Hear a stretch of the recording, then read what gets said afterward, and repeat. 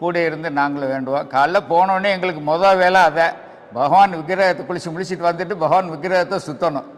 108 தடவை சுற்றுவோம் அப்படிம்பாரு பொன்காமராஜ் சாமிஜி. உடனே நாங்கள் அப்படி சுற்றி சாமி விடுவோம். சுற்றி பிரார்த்தனை பண்ணி சாமி விட்டு வந்தோம்னா அந்த காரியம் என்ன ப்ரேயர் பண்ணுறோமோ, என்ன வேண்டுதல் வைக்கிறோமோ அது அப்படியே நடக்கும். அந்த காலத்தில் ரொம்ப அருமையான ஒரு ஸ்தலம் காணிமடம். காணிமடத்தை நான்லாம் ரொம்ப அதை அனுபவிச்சிருக்கேன்.